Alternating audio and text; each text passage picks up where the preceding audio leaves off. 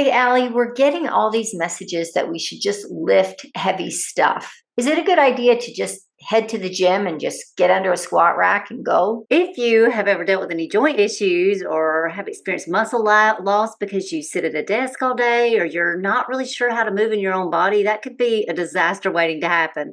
And thankfully, we have Miss Lauren Eirk with us today to help us understand how to get started and how to deal with our bodies, especially as they're aging in our 50s and older. Lauren is a muscle activation coach. She has a facility in Kentucky, and she's the creator of Fitness Integrated Science TV, which is also an iOS app. Before we dive in with Lauren, let's give a shout out to Miss April Durden. Thanks for listening. Now let's dive in. Welcome to the Girls Talk Healthy Aging podcast, where we dive deep into pressing health and fitness issues facing aging women. I'm Allie Kerr. And I'm Shauna Kaminsky. And together we'll bring candid conversations, expert advice, and personal stories that will inspire and empower you on your own wellness journey. We're so excited to have Ms. Lauren Eirk with us today to talk all things fitness and aging and joints. And you have been doing this, Lauren, for a minute. You've been in the fitness industry. So let's just dive into that and how you got your start and how you got to where you're at today. Well, very nice to meet you. Thank you so much for having me. And yes, you are correct. I have been in this business for a long time. People can't believe it, but I've actually been doing this for almost 40 years now. So I actually began in the fitness industry at the ripe old age of age 16. And I feel like I have run the gamut. I have been in group fitness, personal training, management, sales, mentoring, presenting nationally, all the way to a business owner and now an entrepreneur with an app. So I feel like there's been a lot of different aspects of this business that I've actually walked into, a lot of different roles that I've walked into. But I got into this business just from a love of exercise. I have a background in ballet, and I took ballet for 14 years, and I was also involved heavily in sports growing up. So I definitely had a love for fitness. I also had a lot of body issues when I was a teenager. I'm sure a lot of you maybe have interviewed people in this industry that have had similar backgrounds. I actually had an eating disorder when I was in high school as a freshman, and it went on for several years. I was in a lot of therapy over it. And I've always said this, that I really do feel like because of that, it really pushed me into the area that I'm in. It became a passion of mine. It became a focus of mine. I believe I was given this by God to direct my life. And I definitely I've never become bored with anything that I do. But I will say that in my youth, because of my overexercising, I suffered a lot of injuries along the way. I would exercise for long periods of time. There was a time when I was in college that I was teaching upwards of 30 classes a week. Teaching in 7 to 8 different facilities. That's how I made my living, doing that, waiting tables and going to school. So by the time I reached my 30s, late 20s, maybe 30s, my body really started to break down much quicker than some of the people that I was working with. So when I started noticing my body breaking down, my first knee surgery was in my late 20s. 2 years later, my second knee surgery happened. I've also had some pretty significant car accidents in my life, and I've suffered some just yoga injuries as well as sports injuries over the years. One thing that I found that sort of pervaded throughout my career is that there weren't a lot of people to help you to navigate these injuries. It was sort of like the advice that I was always get was just keep doing what you're doing. Eventually things will get better. And I've been through physical therapy and a lot of these things. And so over the years, it really pushed me into the category of working with what I like to call prehab and rehab work. So I became a muscle activation technique specialist in the early 2000s. I also did a lot of work studying biomechanics, several decades, in fact. I wrote a teacher training program in yoga that was all based upon biomechanics and exercise mechanics. And now going full circle in my facility, I work pretty much with women and men that are, anywhere from ages 40 and up, maybe 50 and up, that are wanting to rehabilitate old injuries, prevent injuries, and just stay consistent with their exercise throughout their life. So this has sort of become my area of expertise. And let me ask you about biomechanics, because a lot of our listeners probably don't know what that means. And you mentioned that a couple of times. So can you tell our listeners, what is biomechanics? What does that mean? Sure. Yeah, so it is a kind of a fancy word, but biomechanics, in short, there's a lot of different definitions that I could discuss. But it's basically the study of forces. Forces meaning the forces that I put on a living organism in terms of humans. How much force can a person tolerate? Meaning stimulus from body weight, from weight training to whatever it is that we're doing. How much force can that person tolerate? How much? How often? How, where do I place it? And really studying not only where to place this force and how to place this force, but how do I deal with this long term to bring about a specific goal? So anytime that you're talking about exercise mechanics, instead of just throwing exercise at people for no reason, it's really about looking at the individual, their individual structure, their individual neurological capabilities, their stress tolerance that they can actually withstand on their own bodies, and trying to come up with a plan of action so that this person will, what I like to call, create joint longevity over a long period of time. We want to make sure that this person can exercise from, not only just today or on up to a certain activity that they're trying to get ready to do, but instead, how can I get this person to have nice, strong, healthy joints and muscles throughout their lifetime so that they actually can exercise for life? That's really what biomechanics is all about. Basically, exercise mechanics. And it sounds like, based on your introduction there, that you sort of went to the school of hard knocks, in that maybe your experience was your gift that you bring to your clients now. Absolutely. Absolutely. And I do feel like it was a gift, I mean, I think if you would have asked me as a teenager when I was going through some of the hardest times of my life, I really did have to grow up very, very fast. I was already seeing doctors and hospitalized early in my teens. So I spent my 16th birthday in the hospital. So I was trying to, overcome a really significant eating disorder. And through the way that I went through this, I was a overexerciser, not to mention the diet part of it. But I don't think that I would be able to do what I do now with the kind of passion that I have had I not gone through that experience. I had to learn from a very early age about what it is that matters in this life and how to really take care of yourself. And I think that has become my goal with my work with others, because I really do believe that our whole world right now is suffering from lack of self-esteem and just self-loathing. And a lot of this has been brought about by the media, by about a lot of really poor information that's being given to people. And I think that a lot of people identify themselves as, I'm the fat kid, or I'm the woman with osteoporosis, or I'm the guy with the back injury, and they sort of accept that. And now the aging market is literally booming in our fitness world. I believe that we need to have a voice out there that says that, hey, this doesn't have to be your identity, that with education and with progressive strength training, you can change that narrative. It is really great that we are seeing the aging market. Like, Dan Ritchie, he's been on our show. We're a long time, both Allie and I are longtime friends with him. And when he got into training older adults, I remember even our business coach was like, Dan, don't bother. It was just like not a thing. And that wasn't, Allie, that wasn't that long ago, was it? It was maybe 15, 10 to 12, 12 years ago. And like our business coach at the time was like, we're not really sure there's a market for that. And like, thankfully, Dan did not listen. And so the good thing is that there is a market, but the bad thing is there's a market. So there's always something to sell.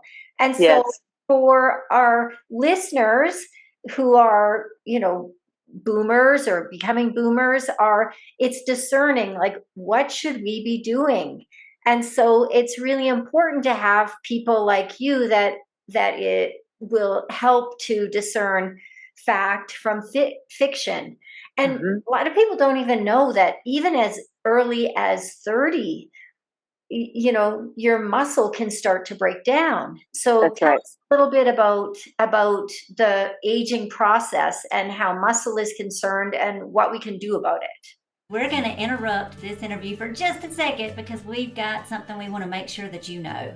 If you're struggling with your health, with your fitness, if you don't know where to start or you know what to do and you're not doing it, we're here for you. And all you need to do to get our help is to reach out to Shauna and I at our email, sapodcast23@gmail.com. And we're happy to help and we will be in touch. Now back to the show. Well, and I think this is a really important thing to realize for a lot of people. I think there's this idea that my body is just going to stay the same. You see all these people that were super popular in school, really good looking, had great physiques, and were able to excel so much in sports. But every single person will experience a breakdown. I don't care who you are. And you are right in the fact that the most studies will say that by the age of 30, we are losing anywhere from 8 to 10%, sometimes people say more, of our muscle mass every decade that we are alive, just from being on the planet. And as we start to age, whether we're exercising or not exercising, which is even worse, we are all going to lose muscle. We are all losing bone. We are all losing blood volume. We're all losing respiratory volume, all those things just from being alive. So if we are not proactive in our health, what I see in my practice is that, we all think that we don't want to be around the aging market. We want to get as far away from it as possible. And all of us have this idea, especially in the fitness world. I love those days when my job was to kill people, go into class and create a lot of choreography and make them sore the next day. And that was really fun. I used to think that that was my job. But if you're going to stay employed in the fitness industry, you have to adapt to the fact that everyone is going to grow out of that phase in their life. I don't care if you think that you're not going to. I'm just going to tell you, you will. There will be a point in your 40s when all of a sudden you can't see anymore. All of a sudden you're squinting every time you look at something. You realize when you go out at night and you stay out too late, the next day you feel terrible. You realize that you need more sleep. You realize that you can't recover as quickly. I remember this one time I was moving into a business that I used to own, and my mother was helping me pick up an air conditioner that I had. It was like a portable wall conditioner. My mother was robust growing up. She did yard work. She was a beast. I used to love, and she tried to pick that up like she always would, and she dropped it and broke it on the sidewalk. And although, that was upsetting, the look that she gave me, and at that time I was in my 30s, but the look that she gave me was in disbelief. It was like, oh my gosh, where did my strength go? And I thought to myself, that's going to be me. And it actually was. I think that we think that if we lift weights or if we exercise or if we run, that we're always going to be able to perform with the same volume that we did in our 20s.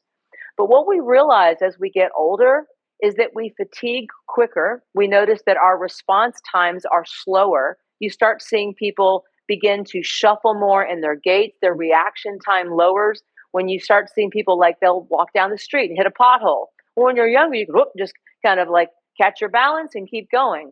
As you get older, you might actually hit the pothole, sprain your ankle, and be laid up for several weeks, and you're down for the count. You're like, what happened? And it was literally that our muscles start to not only diminish in size, they diminish in neurological function. Everything that we do in our life is a muscular event. From talking to breathing to sleeping to digesting to moving, literally everything you do involves your muscles. But it's the one thing that we think they're just going to stay there if we don't use them. And most of the things that we choose to do, especially as we get older, they're going to be largely asymmetrical. Think about how I brush my teeth. I'm brushing it with one side of my body. Or let's say I'm a runner and I'm really good at running. Well, think of all the other positions that running does not involve. So if we don't keep up with those joint motions, if we don't keep up with strengthening our muscles in a more balanced way, what ends up happening is that we start to see our joints break down due to muscular imbalances and actually weaknesses. As people age, they tend to shy away from lifting heavier. Many times people didn't even lift when they were younger. I know you and I may be from the same generation here, that we were taught that it's all about doing cardio. Get your heart rate up, go out and run. Well, a lot of that stuff doesn't really keep muscle on your body. And so you start seeing women literally in their 40s and 50s getting diagnosed with osteopenia, the beginnings of significant bone loss. And many times they've really missed that window in their 20s and 30s of really laying down significant bone. And now they're trying to chase back their youth in their 50s with, not much of an ability to do that, because now they have joint changes, muscle dysfunction, bone spurs, soft tissue degeneration and whatnot. And their availability to even get into those ranges is much, much lowered. Mm-hmm. Yeah. And bladder issues. Oh, yes. Incontinence. Right. So even just simple jumping, which can Yes. maintain bone density, off the table. So Not available. Yeah. So that's right. So give us some hope. Yes. Now that you've torn us down, no, I'm just kidding. Yeah, I know it is. It is. I used to do this yoga teacher training. We used to do a whole weekend about aging, and everybody would leave that weekend just going, like we would all be so depressed because this is all reality. But I also appreciate that you're giving us, because we are sold, oh, you can just be young forever, and it's just not true. I mean, we really are going to change, and we do have to adapt, and we do have to work harder. So yeah, I'll let you tell us the good news. That's right. Well, and you're right. The idea of working harder is very not comfortable for a lot of people. And if you're not willing to put in the time, you're going to age quicker. My dad used to say, Lauren, you're aging, but you're aging more like this, where some other people are aging like this, and that's really the choice that we have. Bones are alive. They're a map of the forces that we experience throughout our lives. So with adequate force distribution, if it's done gently over time, we can improve bone density. We can add more muscle in our body. We can grow muscle well into our 70s. And with a lot of people think muscle is just like only for bodybuilders, and I think this is one of the stereotypes that are out there. Muscles do much, much more than just burn calories and make us look pretty. They are much more about, they are endocrine organs. They talk to all other organs of our body. They are huge storehouses of glucose. They help to manage our amino acids, which really our brain, our organs depend on to manage stress. There's a direct relationship when we can keep muscle in our body. There's a direct relationship to age-related changes in the brain. So really, if we can start now with a gentle, logical progression, we have a very great ability to not only put on muscle, but to also improve the density of the bone, which is going to inherently improve all of the organ processes in our body, from breathing to circulating our blood to regulating our hormones and even digesting our food. Yeah, and it's such a shame that women have been there's still women that are afraid of lifting weights. I think it's better than it used to be. It is better. Mm-hmm. However, when I see just comments on social media or pictures of a strong woman, the comments, some of them can just be so brutal. And we don't praise that still in our society for women to be strong. And so I hope we're moving in the right direction, but I think so. Yeah. It's changing. Yeah. It's definitely changing. Yeah. And we have people like you that are helping to change it. So thank you for that. Well, thank you. You're doing the same thing. I guess all of us are trying to get that message out there, which is awesome.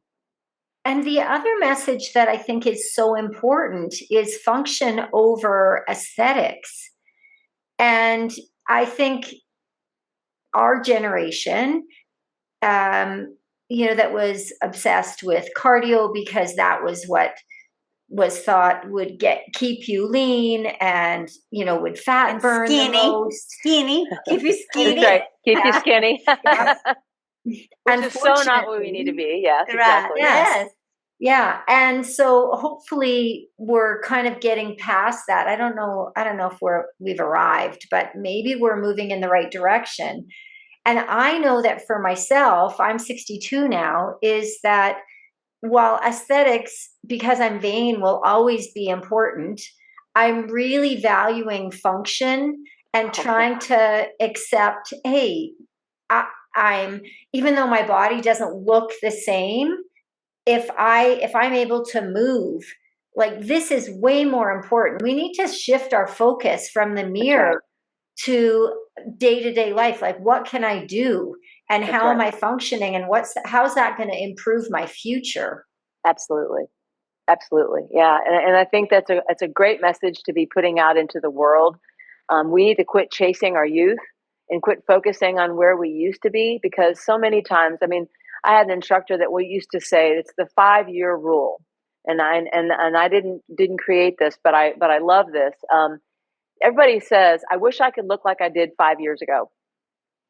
But 5 years ago, if you could go back in time, you probably were saying, I wish I looked like I did 5 years ago. Mm-hmm. And so we don't recognize that we will never be as young as we are today.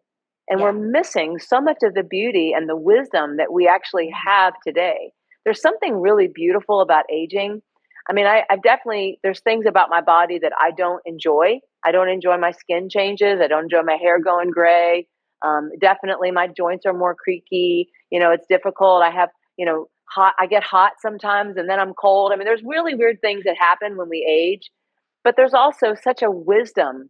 Like the way that I work out now is so much more intelligent than the way that I ever worked out when I was in my 20s. And I always tell people, I feel in my body that I'm in better shape now than I ever was when I was younger, because I know so much more about how to take care of myself. And the only way that I could have gotten those lessons was through really screwing up, getting injured, or overdoing it and pushing through my barriers and having to backtrack and understand what my body is capable of doing. And you mentioned the study of biomechanics. This is such an important thing that people don't recognize. We can say that, oh, CrossFit is really good for you, or lifting heavy weights is really good for you, or going out and doing a walking program is great for you. It's like, well, who is it great for? What individual is this great for? I mean, is this really good for me? How often should I do this? Does this particular activity force me to move outside of the planes of motions that I'm designed to move in? And so as we age and we start to learn these things, if we can really spend more time getting to know ourselves, I think this is the big message that I've always had to people. We have to learn how to respect and love our own bodies. And I don't think we can do this when we're younger. I think this has to happen when we're older, because if you don't, you're dead. You will never be able to make it. Aging is a very difficult process. My mother used to have a magnet on the refrigerator that was always there. I would see it all the time, all through growing up, and it said, aging is not for sissies.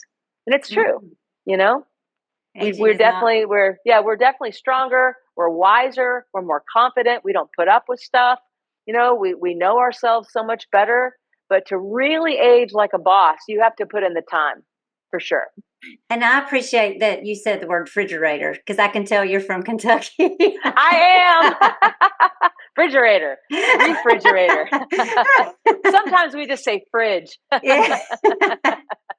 I appreciate what you're saying, but I also would like to create, and I'm sure that through your program that we're going to talk about, is that I would like to create ways that younger people, like my children, can age more successfully without making some of the mistakes, because the information is out and available for us. Everyone's going to make the youthful mistakes.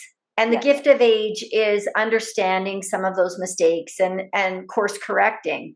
But if we can get the right messaging out there, I think that's really important. And I think one message that is so important is that healthy aging is aging bodies look and function differently, and that's okay. And it's about adapting and working with what you have, because if you're always chasing you're never going to be satisfied. If you're, whether it's your face, your skin, your hair, your physique, if you're always chasing what and comparing who you were to yesterday, you'll always lose. That's true. And I do think that's very important to give this message to the youth. And to your point, this information wasn't available when you and I were growing up. That's we were just told. I remember when low impact aerobics first came out with the Kenneth Cooper Institute, and everybody was just out there doing as much cardio as possible. I remember when the life cycles first came out. I'm really that old. I remember when Venice Beach and all the bodybuilders and how ridiculous we used to think that was.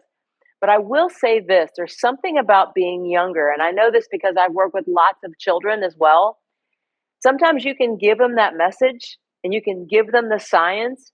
But some of the great things about being young is that you don't even want to look at it. You don't take it in. It doesn't apply to you when you're It younger. doesn't apply. I'm like, look at my body. Look what it can do. Hey, y'all want to jump off a roof? That sounds like fun. We just do stupid stuff when we're younger. And sometimes we don't get those lessons, unfortunately, until we go through the fire. It's just part of being young. But I agree with you. It's important to get that message out there.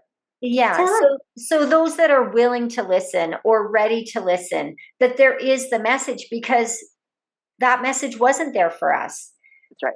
And, as a young person, you just can't even, I can't even fathom that I'm 60. I don't even know how that happened. Yeah. I hear you. Because when you're younger, you think, well, you're probably going to be dead by the time you're 60. That sounds so ancient then. Yeah. Yeah, right? Completely. Totally. So, but I do agree that it is a bit of trial by fire. But all right, so tell us a little bit about what you're doing now, how you're working with people, because it's a little bit groundbreaking definitely from what we had available to us in our youth. Absolutely. So first of all, I am a muscle activation technique specialist, MAT. So I started studying MAT in the early 2000s. I was brought about MAT studying some biomechanics courses and met my teacher, Greg Roscoff, years ago. And I've been studying with him for several decades. That really has shaped a lot of what I do. I also, like I said, I'm a certified yoga therapist and have been a personal trainer and group fitness instructor for most of my life. So I've seen a lot of trends come and go. I was a studio owner for many, many years. I had group classes. I was a group fitness instructor, like I told you, upwards of 30 classes a week, taught just about everything. But I was doing MAT at the time when MAT is a way of uncovering people's muscular imbalances, looking at range of motion, testing muscles, using force palpation and isometrics to get the muscles to come back online again, and then using strength training to try to get the body stronger. What I would notice, this was pre-pandemic, is that people that used to take my classes, and I came up with a biomechanically based form of yoga that was not based on passive stretching. It was based on strength training. And I also did a lot of Pilates and just group strength training classes as well. People that did that, I didn't have to treat them as much. They didn't have as many muscular imbalances, and they were taking care of their weakness. Then, boom, the pandemic happened. My business was closed. My group fitness business was closed for a year. So I lost pretty much. Well, I probably could have gotten it back, but not only did I lose my clients, I lost my desire. And I swore that I would never go online, because I was always taught and thought for years that going online and seeing something like that would be, I wouldn't be able to get the results than having a hands-on business. Well, my husband, who is an IT professional, he had this idea of going on YouTube. So we did that. We went on YouTube, and I sort of cut my teeth, did a lot of live classes. They started to catch on.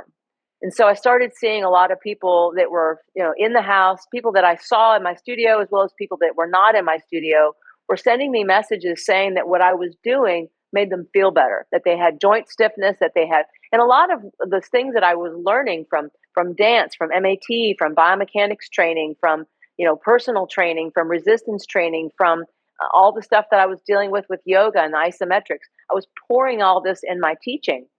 And so after a while, when my studio wasn't opening, we were like, okay, I need to put this into a real product. And so what I did is I went on Vimeo. I put my videos at that time up on Vimeo, which is an OTT platform, over-the-top platform that houses videos. And I started having a membership basis where people actually paying monthly and yearly to have a membership. And this gave me a platform for me to actually organize my content, which has been an ongoing process. I've been doing this now for 4 years.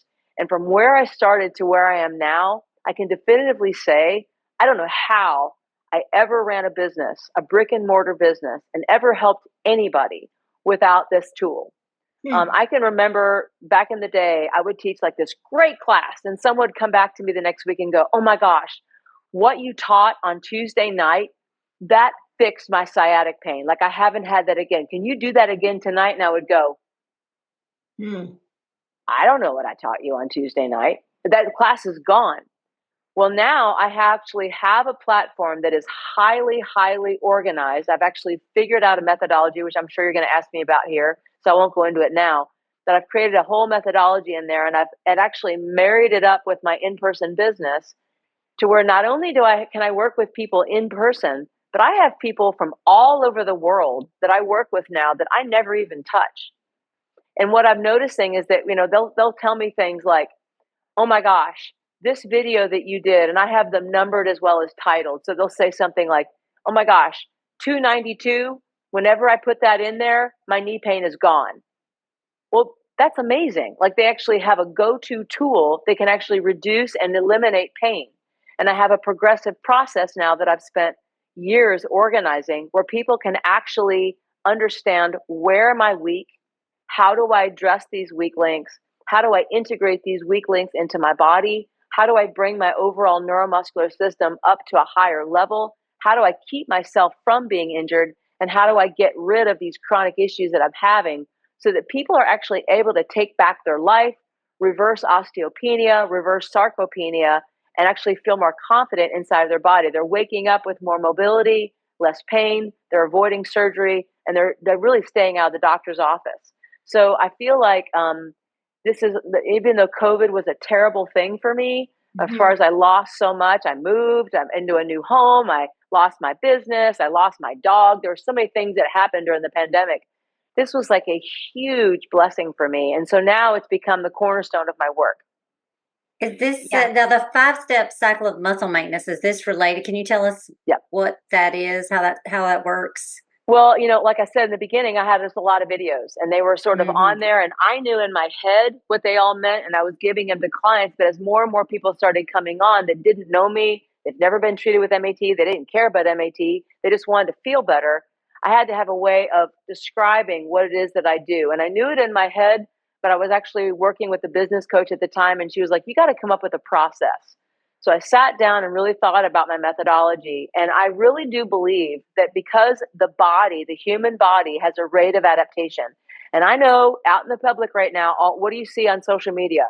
You got to lift heavy. And all these women that are coming in with osteoporosis, pelvic floor health problems, all these things, sarcopenia, which is age-related muscle loss, they're all given this idea, and men too, not just women, men too. I don't want to be in the menopause bubble, although I get a lot of those clients. They're all told by their doctors, you've got to put on muscle. It's not about just go lift weights. There is a process that you have to go through. So many people are coming to these diagnoses with years of inactivity. Maybe they've been raising their family. Maybe they've been structuring and working in a business. They've become more sedentary. Maybe they have repetitive activities. They play tennis and that's all they do, and they only do it on the weekends. And now they're in a very deconditioned state. And getting for some fitness professionals say, go join this app and start cycling, over and over. I mean, I thought it was really funny, like on Sex and the City, the first episode, Big dies on the Peloton. Terrible for that company, but what a message. It was like, well, this guy was a person that was obviously not in good shape and did something at home that was inappropriate, and the guy died on a bike. That was a big message that I think people really needed to get. So there really is a rate of adaptation that all of our tissues need to go through. If you think about a young kid, let's say that I see some mothers bring their teenage sons and daughters, and they're suffering from joint pain. Well, a lot of that is because their muscles are growing, or their bones are growing so quickly that their tendons and their muscles can't adapt to the bone growth, and so they have joint pain. Well, now we see someone that's older, and what's happening? We are seeing more sedentary lifestyles. We're not moving. We're not really exploring our available joint ranges. And so our availability to move actually shuts down. And your body is not going to keep muscle or tendon length or ligament length or fascia, or whatever you want to look at. It's not going to keep any of that you're not using. So when I think about, I want to start going on a fitness program, starting off with weight training and lifting loads without any knowledge of how my individual body works is going to set this person up for disaster. They're going to suffer a joint issue, an injury, that's going to set them back another 6, 8 months to a year, and maybe make this person hate exercise, which is a recipe. You could draw a dotted line to death. Yeah. That's why I think this idea of longevity is so important. So this is what I always think of. The number one most important thing is we need to understand, this is what Arnold Schwarzenegger said in the very beginning, train your weaknesses. When we think of tightness, when we think of loss of balance, when we think of weight gain, we think of joint pain, we think of all the things that are related to aging. This can all be improved by muscle, the health of our muscular system. The one thing that I don't feel like our medical system is really doing a good job of exploring.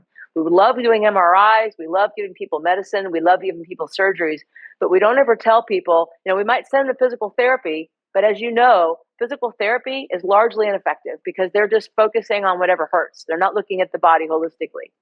So the first important thing is we got to figure out what it is that's weak. And surprise, it's probably somewhere in your core, right? That's probably the most important area for us to start, is the muscles that attach to the rib cage, the spine, the scapula, and the pelvis. So isometrics is my first step on the muscle, and I call it a cycle because changing the body is never a linear process. We don't just start and then every day we just get better and better and better and better.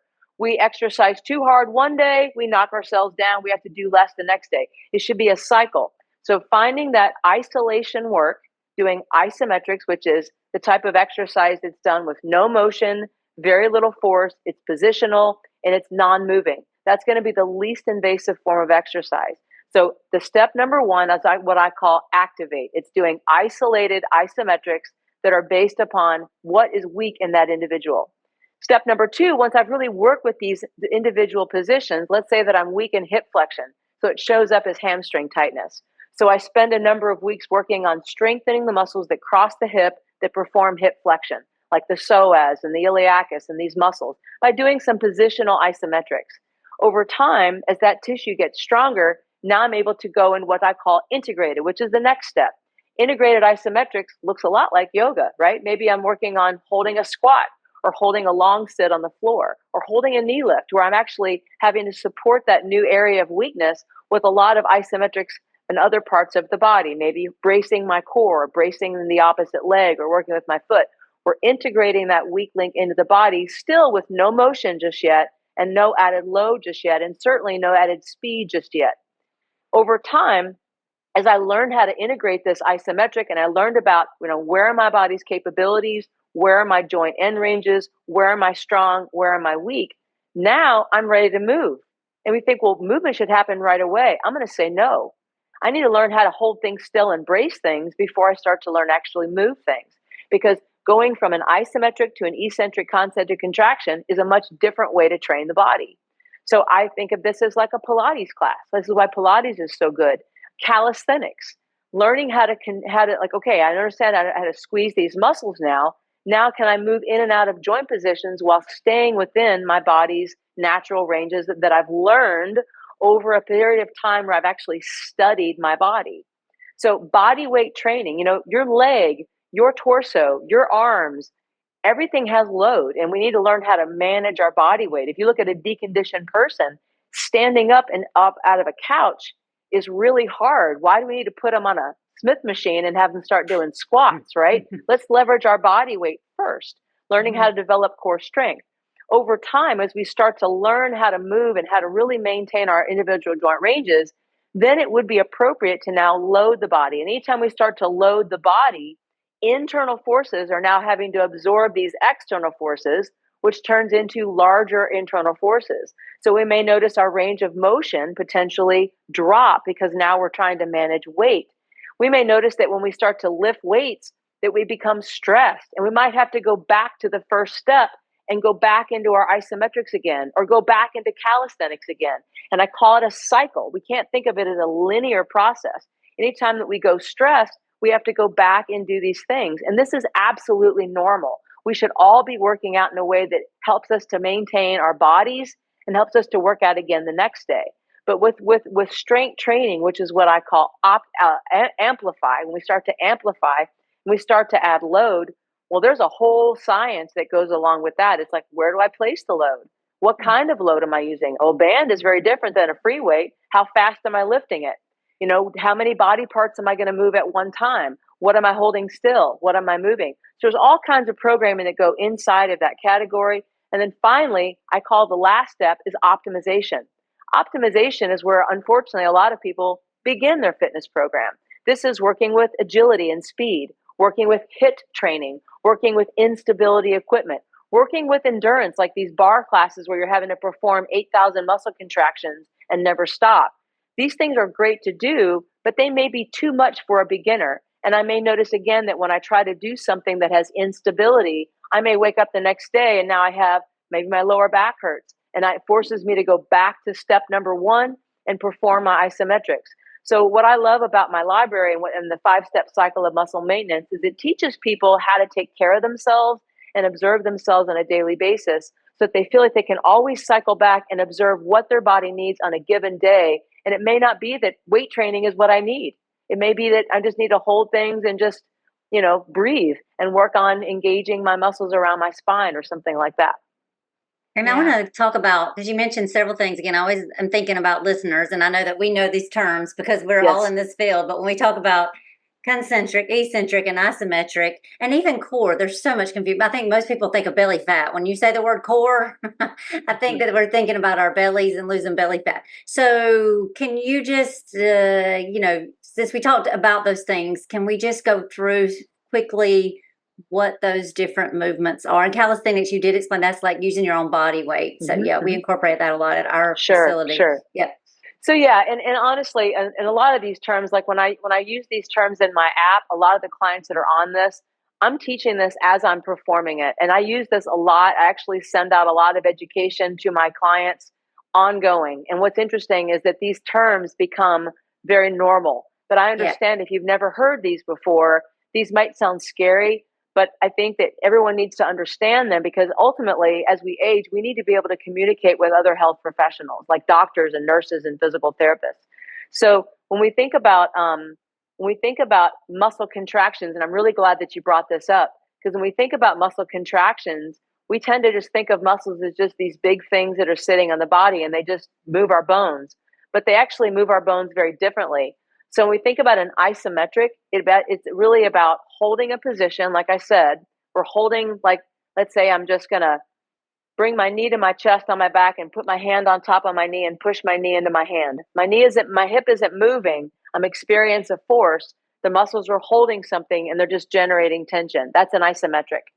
When we think of a concentric, this would be a shortening phase of the muscle. So let's say I'm doing a bicep curl and I'm picking up a weight and I'm drawing the weight close to my shoulder.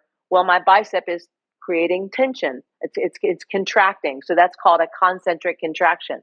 As I move away from that joint range and I'm still holding the weight, but now the fibers are getting pulled apart because my elbow is now straightening, that's called the eccentric phase of the contraction. So whenever we think about working out, we're always working against gravity and giving into gravity, back and forth.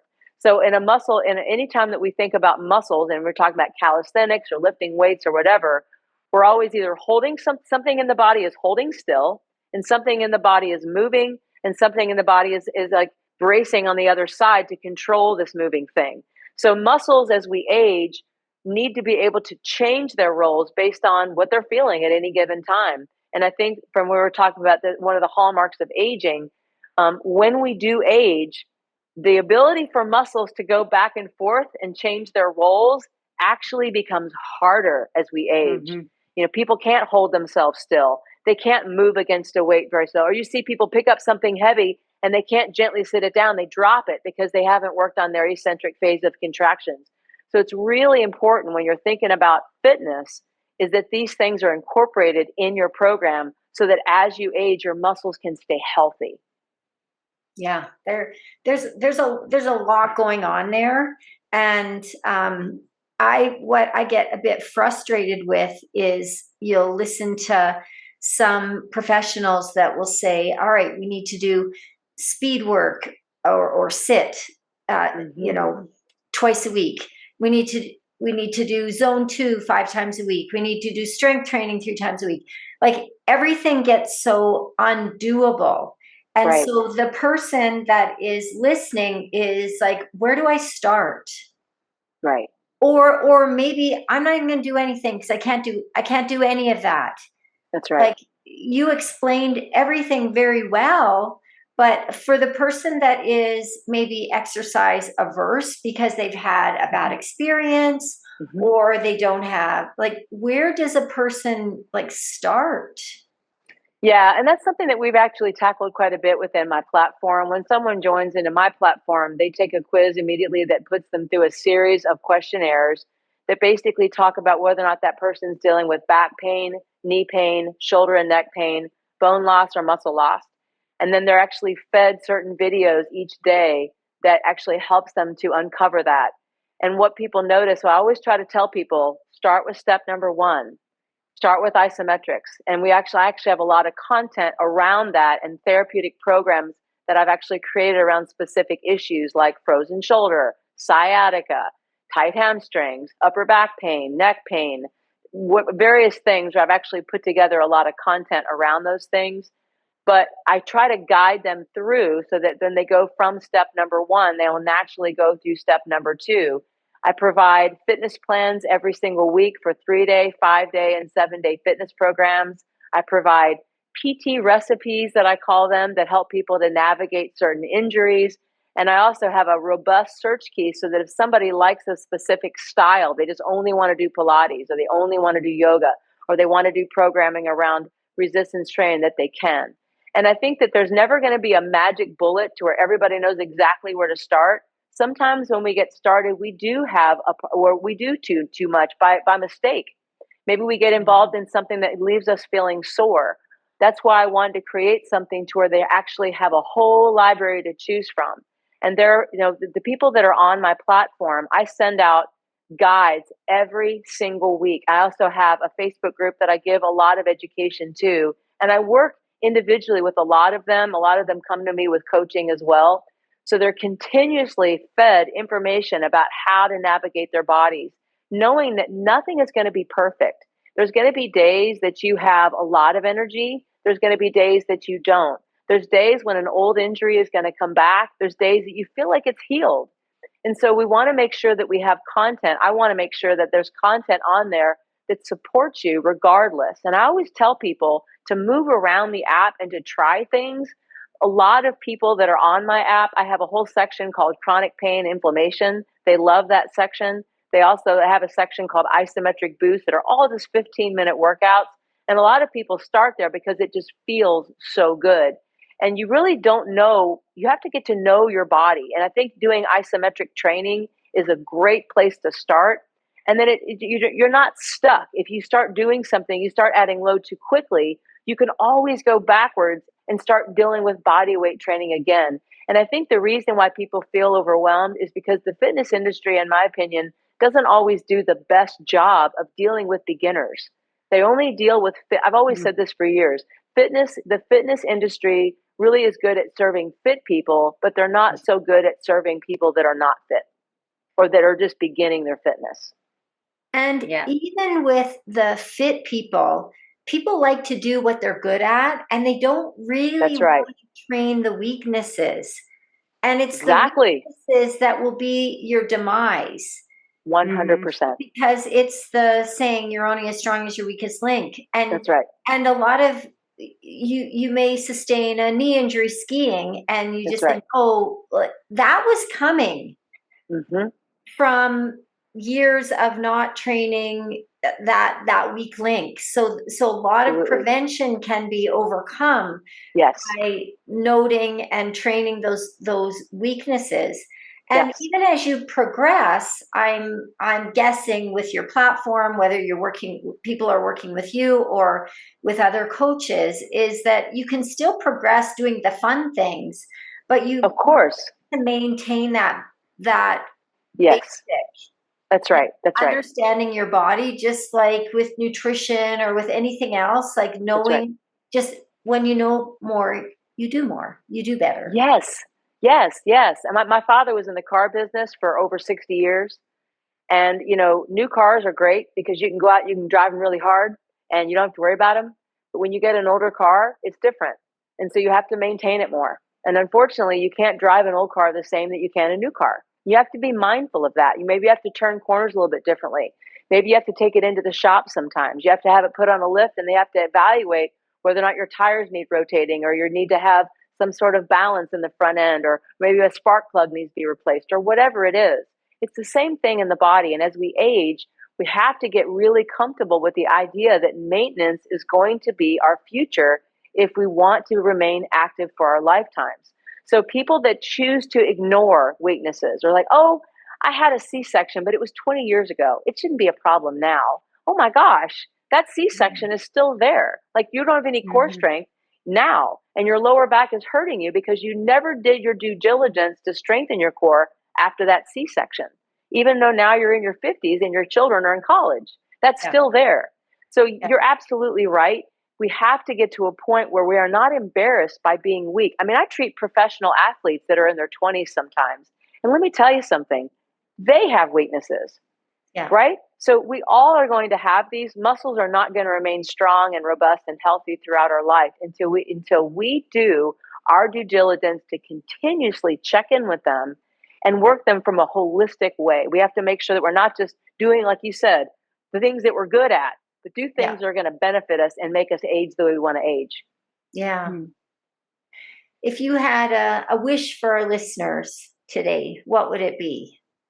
Well, you know, I am a Christian, and I was taught that our job, the one most important rule is to love one another. And I believe that we can't love ourselves, we can't love other people if we don't love ourselves.